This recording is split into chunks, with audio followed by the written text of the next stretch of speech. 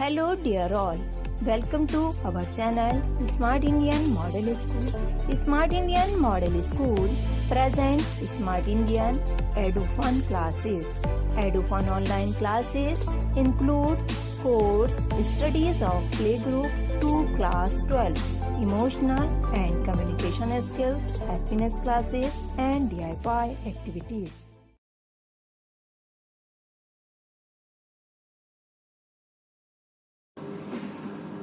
Okay students, now move on to the next concept of accounting, or we can say the principle of accounting is cost concept. This concept says that assets are the, what are assets? Assets are the valuable resources of a business organization, like building, machinery, furniture, etc. So this concept says that assets like building, machinery are shown in the books of account at their original cost. At their original cost less depreciation. ये concept कहता है कि जैसे कि हम अपने business में मान लीजिए कोई मशीनरी खरीदते हैं 5 लाख रुपीस की, तो हमें उस मशीन जो हमने जिस कॉस्ट पर खरीदी है 5 लाख में, उसको हमेशा हमें अपनी बुक्स ऑफ अकाउंट में 5 लाख रुपीस को कॉस्ट को शो करना होगा. ठीक है, मान लीजिए हमने मशीन खरीदी 5 लाख की. अगर मैं पूछूं कि 2 साल बाद क्या मशीन की वैल्यू 5 लाख रहेगी, तो ना, क्या होगा, उसमें चेंज हो जाएगा, उस पर डेप्रिसिएशन लग जाता है. बट हमें अपने बुक्स ऑफ अकाउंट्स में मशीन की ओरिजिनल कॉस्ट को शो करना होगा, पर उसमें से डेप्रिसिएशन माइनस करने के बाद. Next concept is matching concept. Matching concept, according to this concept, to find net profit all cost of an accounting period means एक साल के जितने भी खर्चे होंगे should be charge against revenue of that accounting period. Revenue means income, जो हम good sold करते हैं उसको बेचकर जो पैसा आएगा हमारे पास, this is called revenue. So matching concept में क्या करना है, अकॉर्डिंग टू दिस कॉन्सेप्ट हम क्या करते हैं, अगर हमें नेट प्रॉफिट फाइंड आउट करना है अपने बिजनेस का एग्जैक्ट, तो हम जितनी भी कॉस्ट है एक साल की उसको चार्ज करें कहाँ से, उसी साल की रेवेन्यू से, मीन्स इनकम से. इनकम में से कॉस्ट माइनस कर दें तो नेट प्रॉफिट फाइंड हो जाएगा. यही आपका मैचिंग कॉन्सेप्ट है. Next is dual aspect concept.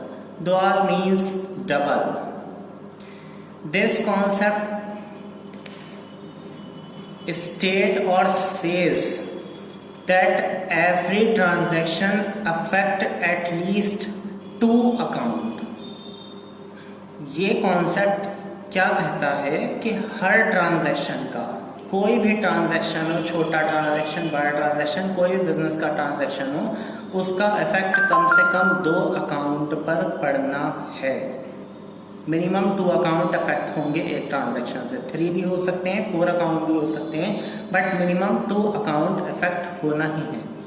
If 1 account is debited, अगर एक अकाउंट डेबिट होगा, then the other should be credited, तो दूसरा क्रेडिट होना ही चाहिए. This system is called double entry system, और इस सिस्टम को क्या कहा जाता है, double entry system. For example,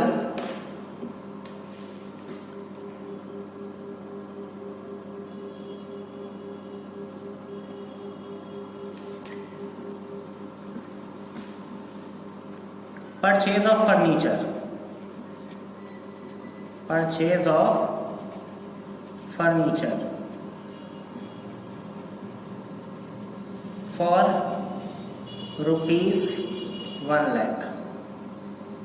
मान लीजिए हमने बिजनेस के लिए फर्नीचर खरीदा, कितने का, 1 लाख रुपीस का.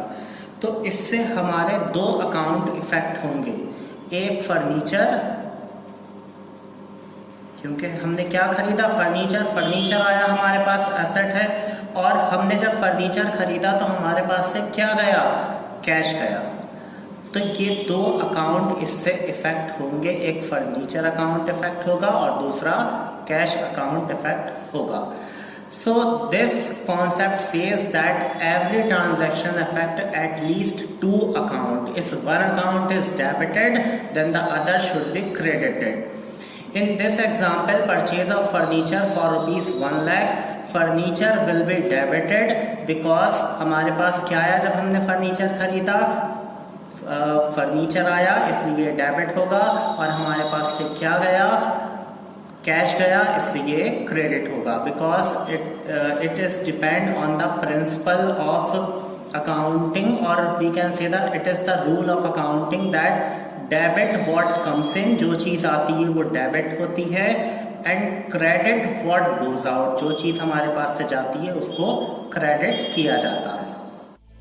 यदि आपको हमारा वीडियो अच्छा लगा हो तो आगे की वीडियो की नोटिफिकेशन प्राप्त करने के लिए कृपया बेल बटन दबाएं और चैनल सब्सक्राइब करना ना भूलें। Please subscribe our channel of Edufun classes. Thank you for watching.